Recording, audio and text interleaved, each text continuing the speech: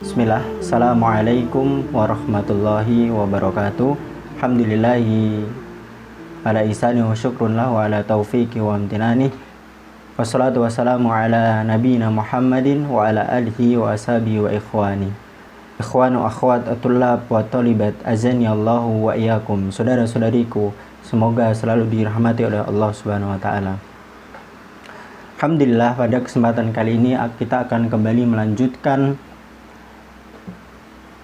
pembahasan kita di dalam bab sholat jamaah.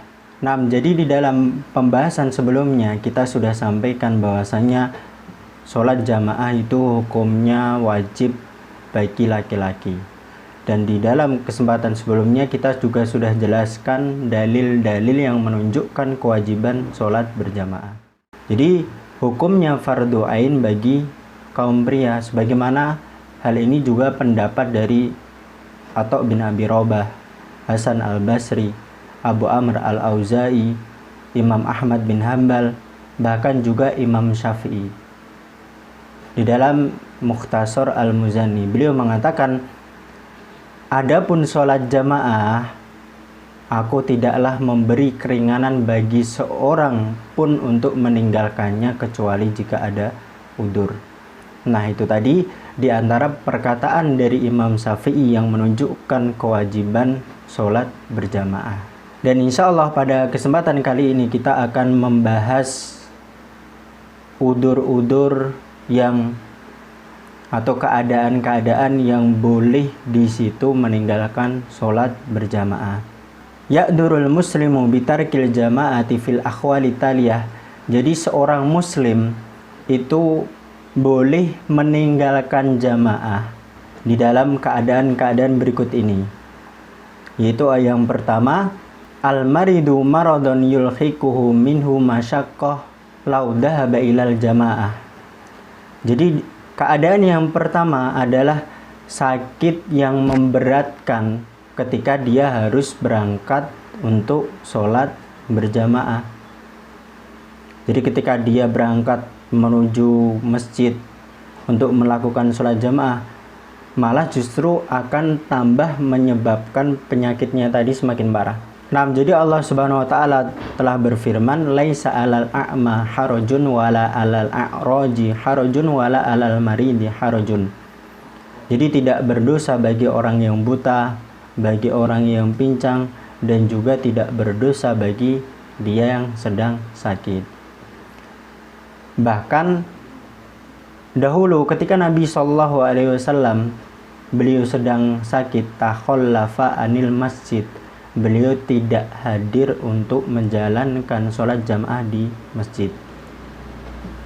Bahkan beliau berpesan kepada para sahabat yang lainnya, murru Abu Bakrin falyusalli bin nas, perintahkanlah Abu Bakar agar dia menjadi imam.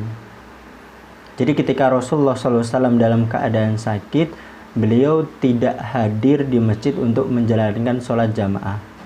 Dan kemudian memerintahkan Abu Bakar As-Siddiq untuk menggantikan beliau sebagai imam yang biasanya beliau lakukan. Nah, itu tadi udzur yang pertama. Kemudian yang kedua, jadi keadaan yang kedua, al-mudafi'u ahadul akhbisaini au man bihadrati to'am muhtajun ilaihi. Jadi keadaan yang boleh meninggalkan sholat jamaah yang kedua adalah orang yang menahan salah satu dari dua hadas, baik buang air kecil maupun buang air besar. Ataupun orang yang sangat lapar dan makanan sudah siap untuk dimakan. Jadi ketika seseorang tersebut menahan buang air kecil maupun buang air besar, sedangkan iqomah sudah dikumandangkan, maka boleh bagi dia untuk tidak mendatangi ke masjid.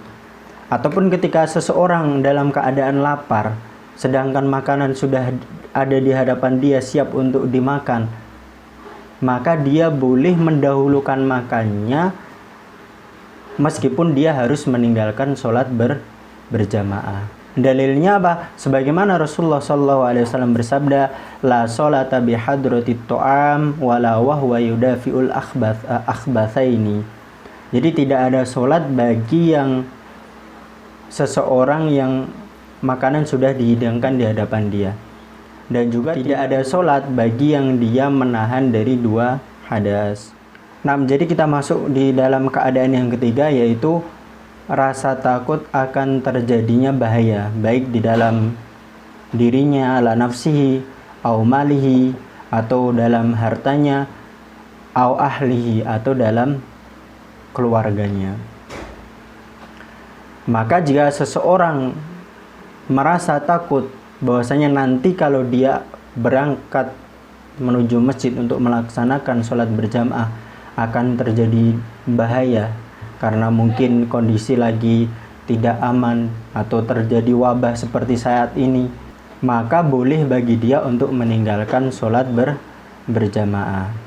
Sebagaimana Rasulullah SAW beliau bersabda, "Man sami'an nida falam yamna'hu min ittibaihi udrun." Barang siapa yang mendengar adzan, maka tidak ada yang mencegahnya untuk mengikuti seruan adzan tadi kecuali jika dia udur.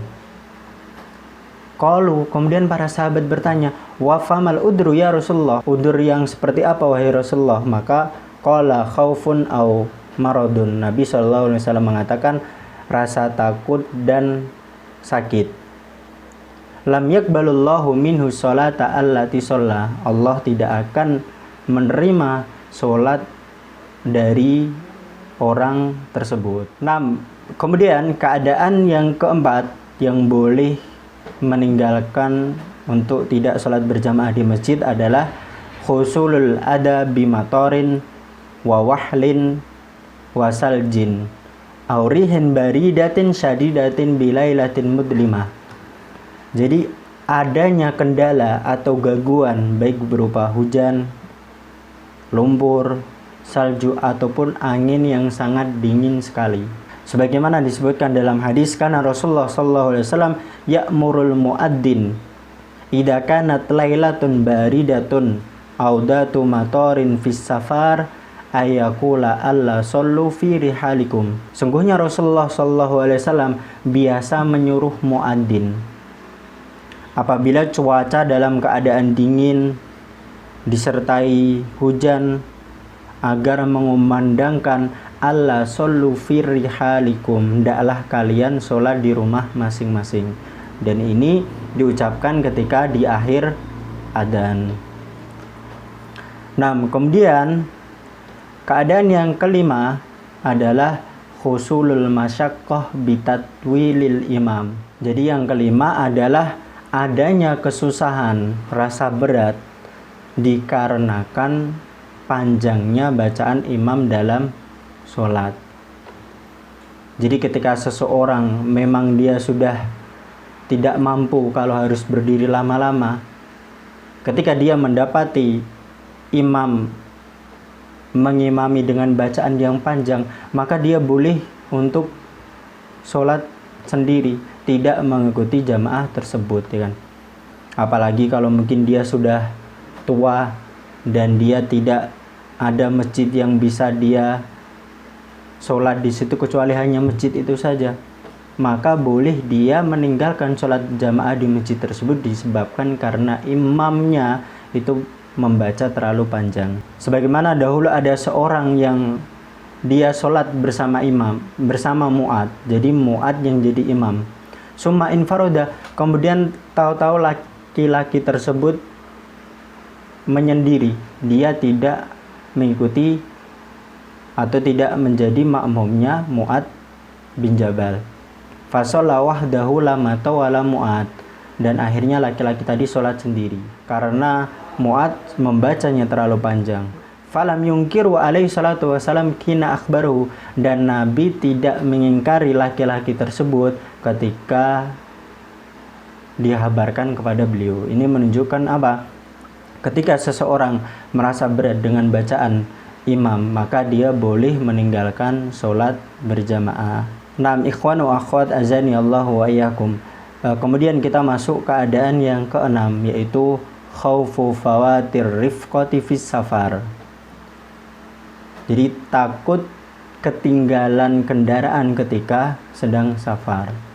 Jadi kita ketika ada seseorang misal sedang ingin berangkat ke suatu daerah tertentu, kemudian dia sudah beli tiket, sudah berangkat ke stasiun, maka ketika iqamah dikumandangkan sementara kereta sudah mau berangkat, maka dia boleh meninggalkan sholat jamaah tersebut.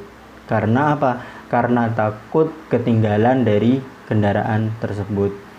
Nah, kemudian keadaan yang berikutnya, yang ketujuh adalah khaufu min mauti qaribihi wa huwa ghairu hadirin ma'ahu. Jadi adanya rasa takut meninggalnya kerabatnya sementara dia tidak bisa hadir di situ kalau dia menjalankan sholat berjamaah.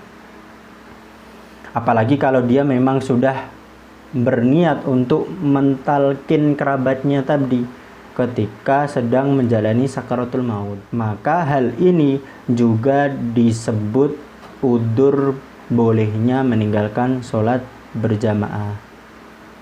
Kemudian keadaan yang terakhir adalah mulazamatu gharimin lahu wala syai'un ma'ahu yakdihi.